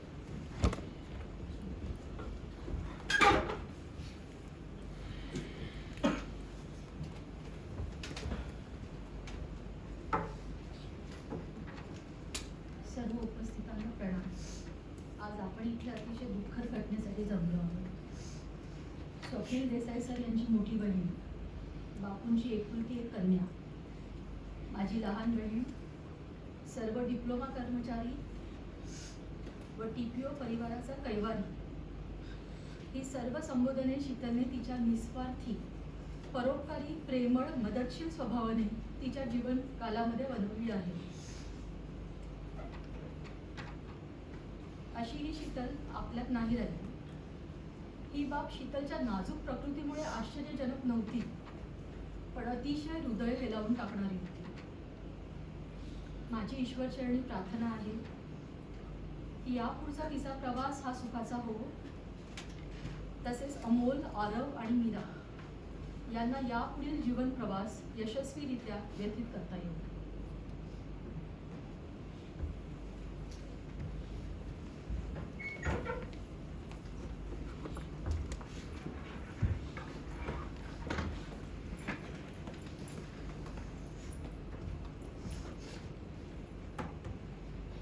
शीतल मॅडम जेव्हा आपल्या सगळ्यांसोबत असायच्या त्यावेळी त्यांच्या चेहऱ्यावर जे स्मितहास्य होतं ते बघून कधी त्यांच्या आत दडलेल्या इतक्या मोठ्या दुःखाची कुणाला कधीच जाणीव नव्हती. आजही फोटोकडे बघितलं की असं वाटतं आत्ता बोलते काय सगळे का रडतायत. ह्या वर्षीचं जे WDC मध्ये हळदी कुंकू झालं होतं, हळदी कुंकू नेहमी लक्षात राहिलं आणि असं परत कधी होणं शक्य नाही. फक्त एकदाच मॅडम त्यांना फक्त एकदा असं सहज बोललेले, मॅडम आपलं हळदी कुंकू आणि आपल्याला प्रत्येक वर्षी जे मान वाटले जातात सरांकडनं ते आपण एकत्र करूया का. मॅडमनी ते एवढं मनावर घेतलं आणि प्रत्येक गोष्ट म्हणजे कुठले गेम्स ऑर्गनाईज करायचे, कसं करायचं, काय ड्रेसिंग असेल, सगळं इतकं व्यवस्थित पार पाडलं. आणि त्यासाठी त्यांनी कधी असं म्हटलं नाही की कोण काय करणार आणि कोण काय करेल, कोणाची वाट न बघता अगदी स्टार्ट टू एंड सगळं व्यवस्थित होतं. आणि सगळ्या लेडीजला आम्हाला असं एकटाही वाटलं नाही की हे हळदी कुंकू शेवटचं असणार आहे त्यांच्यासोबतचं. त्याच्यानंतर स्टाफ फ्युजनच्या वेळेला तर इथे इतक्या हसतमुखाने होतं. ते स्टाफ फ्युजनने पण मॅडम सोबतचं शेवटचं असं मी कधीच वाटलं नव्हतं. फक्त खंत एवढी वाटते की अजून आयुष्य असतं, अजून त्यांच्यासोबत अजून थोडे वर्ष आपण घालवले असते. आपण जे जगतो ते जगणं नॉर्मल होतं, पण त्या जे जगल्या ते आपल्या सगळ्यांसमोर आदर्श ठेवून गेल्या. असं म्हणतात मुस्कुरा कर गम का जहर जिसको पीना आ गया, यह हकीकत है की जहां में उसको जीना आ गया. खरंच जगण्याचा आदर्श त्यांनी दाखवलं. आपल्या समोरच्या छोट्या मोठ्या गोष्टींमध्ये आपण इतके हरपून जातो, टेन्शन चेहऱ्यावर असतं, पण त्यांनी जे जगलं ते आपल्या सगळ्यांसमोर आदर्श ठेवून गेलं की असं झालं. त्या नेहमी हसत राहिल्या आणि आपल्या सगळ्यांना इतकं रडायला सोडून गेल्या. त्यांची उणीव तर कधी भरणार नाही, त्यांच्यासारखं कोणीच नाही. ही त्यांची नेहमी आठवण आहे. त्यांच्यासाठी आपण जे करणार आहोत त्यामध्ये सर आम्ही सगळे असू आणि ज्या पण गोष्टी आपण पुढे करणार आहोत त्यांच्या नावाने त्यात आम्ही सदैव सोबत असू. शीतल मॅडमची एक गोष्ट खूप महत्वाची होती की त्या अगदी डाऊन टू अर्थ होत्या. म्हणजे ज्या वेळेला मीटिंग होती आम्हाला बसायला जागाच नव्हती. आम्ही बाहेर इथे सोफ्यावर बसलेलो आणि तिथे तेवढ्याच मावशी आल्या. मावशी झाडत होत्या, झाडू लागला मॅडमच्या पायाला, पण मावशी मॅडम त्यांना काहीच नाही बोलल्या. आम्ही तिथनं उठलो, मध्ये काहीतरी मीटिंग चालू होती टीपीओची, कुठले बाहेरचे लोक होते. मग आम्ही बाजूच्या क्लासरूम मध्ये बसलेलो. तिथे मॅडमने चांगला न्यूज बघितला आणि तिथे आम्ही बसलो आणि पूर्ण मीटिंग तिथे आम्ही फिनिश केली. म्हणजे त्या कधी असं बघत नव्हत्या की मी ह्या पोस्टला आहे किंवा मी इतकी सिनियर आहे, मी असं करायला पाहिजे. त्या कधी स्टार्ट टू एंड कधी स्वतःला असं काहीतरी समजत नव्हतं. अगदी डाऊन टू अर्थ असायच्या. आणि एकदा त्यांचा एक स्टेटस मला खूप आवडलेला. मॅडमला म्हटलं मॅडम मी मला पाठवा ना. पुढच्या सेकंदाला लगेच त्यांनी तो व्हिडिओ मला पाठवला. त्यांना कधी आपण काही मागितलं मॅडम लगेच द्यायच्या, कधीच काही बोलायचं नाही. ही त्यांची सगळ्यात मोठी गोष्ट होती. त्यांचा सहवास अजून लावायला पाहिजे होता, एवढ्या लवकर नको जायला हवं होतं, ह्याचीच खूप खंत वाटते. आणि जेव्हा पण असं वाटतं की आता इकडनं येतील की तिकडनं येतील असं वाटतच नाही. जेव्हा बातमी ऐकली तेव्हा पायाखाली जमीनच सरकली आणि कानावर विश्वासच होत नव्हता की हेच खरंच आहे का, आपल्याच शीतल मॅडम का, नक्की नाही तर दुसऱ्या कुणाचं नाव असेल असं वाटत होतं. अजूनही विश्वास बसत नाही.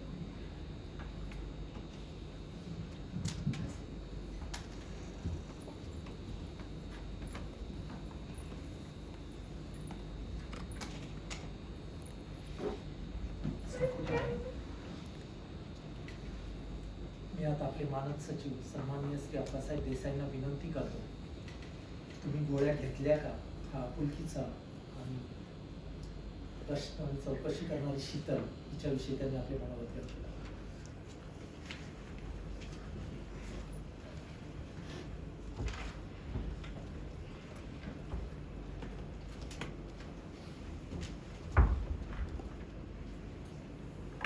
शीतलच्या मृतात्म्यास शांती लाभो ही सर्वप्रथम ईश्वराची प्रार्थना करतो. शीतल ही माझी मानसकन्या. मला आठवते 2015 एक दिवस ती बँकेत झाली. मेडिकलचे पेपर होते. ते काय घेऊन आलेस? गोळ्या होत्या. कसला आजार आहे तुला, काय झालंय? ते मला सांगितलं काय आजार काय समजलं नाही. माझे एक मित्र डॉक्टर MD आहे, त्यांना ते प्रेस्क्रिप्शन मी पाठवलं. त्यांना विचारलं, डॉक्टर विकास म्हणून औरंगाबादला, त्यांनी सांगितलं बापू हा आजार फार दुर्धर आजार आहे, इरिकव्हरेबल डिसीज आहे. या मुलीला जितके दिवस आनंदात घालवता येतील त्याला त्रास न देता हे एकमेकांना सांगा, कुठलाही तिला टेन्शन देऊ नका. तर आजार असा विचित्र होता, ती स्टेरॉइड घेतल्याशिवाय एक दिवस राहू शकत नाही. स्टेरॉइड हा एकच औषध होते जगात, आणि स्टेरॉइड घेतल्यामुळं तिचे एक एक अवयव निकामी होत चालले होते. लंग पूर्ण गेलं, डॅमेज झालं. ती 12-12 तास ऑक्सिजन लावून झोपत होती. 2 पायऱ्या चालता येत नव्हत्या. हार्ट फंक्शन 20% पर्यंत झालं होतं. आणि इतकं असून सुद्धा तिनं कधीही चेहरा आणून दिला नाही. फक्त एक 8-10 दिवसापूर्वी, कारण मी तिला दिवसात एक दिवस असं झालं मी तिला फोन नाही केला, फक्त तुझी तब्येत कशी आहे. ती मला म्हणाली बापू मला तर कंटाळा आलाय, किती गोळ्या खाऊ. डॉक्टर रोज टीटी करा, हे करा ते करा, या सगळ्या टेस्ट करून मी तर कंटाळले. पण परमेश्वर मला घेऊन पण जात नाही. असं का बोलतेस तू, पण काय होत नाही. आणि ती फ्रँकली माझी सगळ्या गोष्टी माझी शेअर करायची. घरातले असू देत, काही असू देत, भावाविषयी असू देत, नवऱ्याविषयी असू देत, मुलाविषयी असू देत. ज्यावेळेला त्याला मुलीला दत्तक घ्यायचा माझ्या विषय काढला तेव्हा मी त्याला सांगितलं शीतल नको करू, तुझी तब्येत नाही बरी. कारण मला डॉक्टरने सांगितलं जास्तीत जास्त 2-3 वर्ष फार झाली म्हटलं या आजाराला, तू नको करू. नाही, आम्हाला मी ठरले आम्ही करणार. आणि अनाथ आश्रमाची मुलगी तिने दत्तक घेतली. तिला एवढं प्रेम, एवढं जीव लावला आहे. दुर्दैवानं मला त्या मुलीची फार दया येते. कारण शीतलचं आयुष्य हे फार शॉर्ट लाईफ होतं. हे फार कमी लोकांना माहिती आहे. फार शॉर्ट लाईफ होतं. कारण तो आजार तसा विचित्र आजार होता. अतिशय सोज्वळ, प्रामाणिक आणि दुसऱ्यांना मदत करणारी. मला आठवते 2014-15 डिप्लोमा बंद झाला त्यावेळेला डिप्लोमाच्या स्टाफसाठी काय करायचं, काय करायला पाहिजे हे सगळं नेतृत्व शीतल करत होते. या कॉलेजमध्ये माझ्याकडं हट्टांना मागणारी, हट्ट करणारी एकमेव व्यक्ती म्हणजे शीतल.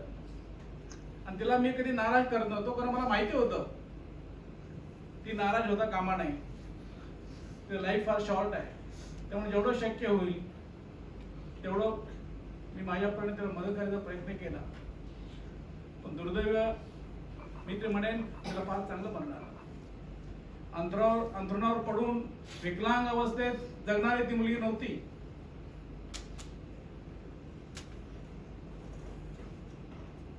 प्रवासाची अत्यंत आवड. गेल्या वर्षी ती युरोपला गेली होती. मी शिव्या दिलेल्या, तुझी तब्येत अशी, तिथं काय झालं तर काय होईल, का जातेस? प्रत्येक वेळा त्याला गोव्याला जाणार. अरे जाऊ नको तू, तुला सूट नाही होत. आणि दुर्दैवानं बघा तिला तिचं मरण कळालं होतं. ती अमोलला म्हटली नवऱ्याला आपला गोव्याला जायचं आहे, महालक्ष्मीला जायचं आहे, मला महालक्ष्मी दर्शन घ्यायचं आहे आणि मला ताजमहाल हॉटेलमध्ये राहायचं आहे. अमोललाही माहिती होतं कारण त्याचं आयुष्य फार थोडं आहे. तोही नाही म्हटला नाही. 4 दिवस ताजमहाल बुक केलं. गाडी घेऊन कोल्हापूरला गेले. 1 दिवस थांबले, माझं दर्शन घेतलं. तिथून गोव्याला गेले. जाऊन अमोलला सांगितलं माझे आणि मुलाचे फोटो काढ. फोटो काढले आणि रूम मध्ये आल्यानंतर तिला उलट्या आल्या. डोलो काय गोळी खाल्ली, तेवढं बरं वाटलं आणि लगेच तिथंच मान टाकली. परक्या ठिकाणी काय माहिती नाही. मला सकाळी पहाटे फोन आला, असं शीतल व्हेंटिलेटर आहे. मी घरी होतो. मी गेलो. त्यावेळेला शीतलचे मोठे भाऊ सचिन, आम्ही दोघे गेलो ICU. त्यांनी पहिल्यांदा हाक मारली, शीतल दादा बोलतोय. शीतल थोडी मान फक्त हलवली. नंतर मी हाक मारली, शीतल शीतल थोडी मान हलवली. आणि त्यानंतर आम्ही खाली आलो. मला सोडायला सचिन, अमोल सगळे खाली आले. आम्ही निघालो आणि वरती गेल्यानंतर डॉक्टरने डेट पण डिक्लेअर केलं. मला असं वाटतं की माझी शेवटची भेट व्हायची होती, त्याचीच ती वाट बघत होती, माहित नाही. एक अतिशय परोपकारी मुलगी. ती स्वतःसाठी कधीच आली नाही माझ्याकडे. मी तिला प्रत्येक वेळा तू सगळ्यांची वकिली करायची बंद कर, तुला काय पाहिजे सांग, मला काही नको बापू. ह्याच्यावर अन्याय झालाय, ह्याला नोकरी पाहिजे, ह्याला पगार वाढवला पाहिजे, हे असं करायला पाहिजे. माझ्यावर जोरात कटाक्ष, तुम्ही गोळ्या खात नाही. डॉक्टरची अपॉइंटमेंट ज्यावेळेला घेतली होती जायला पाहिजे होतं, ती अपॉइंटमेंट घ्यायची, मी जायचं नाही. बिचारी गेली आपल्यातून. अशी माणसं फार कमी असतात. तिच्या मृतात्म्यास शांती लावू. आणि तिची 2 मुलं आरव आणि मीरा यांना त्यांच्या आयुष्यामध्ये हे दुःख झेलण्याची परमेश्वर शक्ती द्यावी अशी प्रार्थना करतो आणि 2 शब्द बोलतो.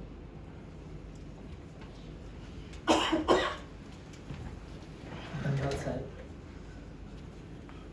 व्यक्तीचा एखाद्या गोष्टीवर प्रेम असेल, आदर आणि श्रद्धा असेल तर अनाहूतपणे काही गोष्टी प्रकर्षाने घडतात.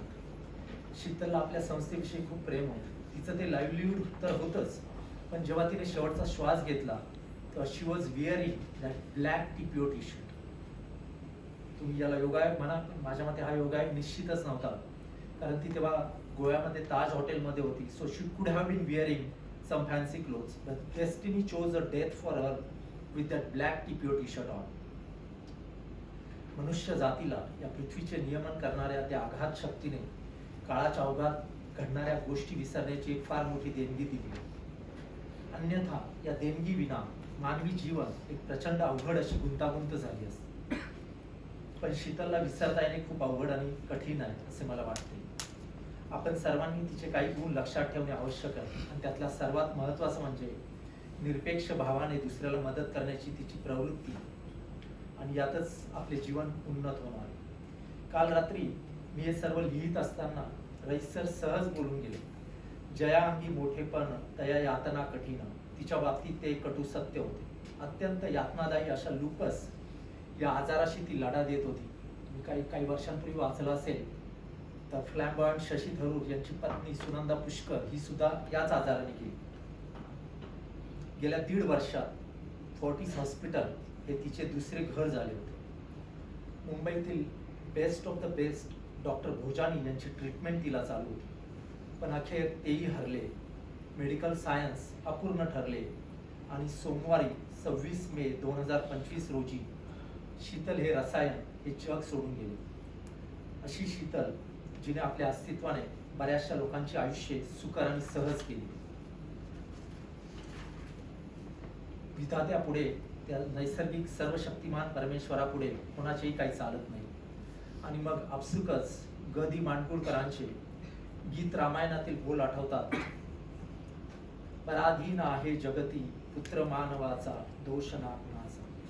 दैव जात दुःख भरता, दोष ना कुणाचा. पराधीन आहे जगती पुत्र मानवाचा. मर्यादा पुरुषोत्तम प्रभू श्रीराम आणि तो जगन्नियता युगंधर श्रीकृष्ण हेही या जगराहाटीतून सुटले नाहीत.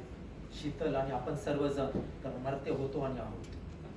घोरपडे साहेब जसं बोलले, जो आवडे सर्वांना तोची आवडे देवाला, या युक्तीप्रमाणे शीतल 42व्या वर्षी हे जग दिनांक 26 मे 2025 रोजी सोडून गेली.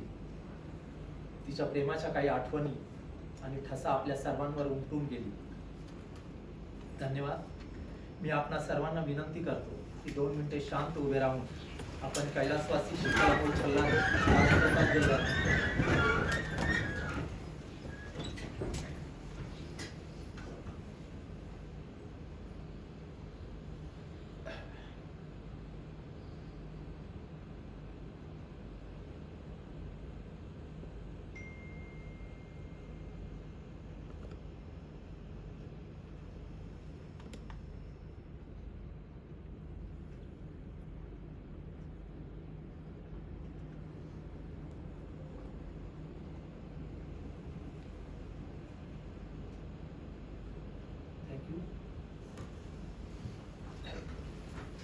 Born worshipper, very good out.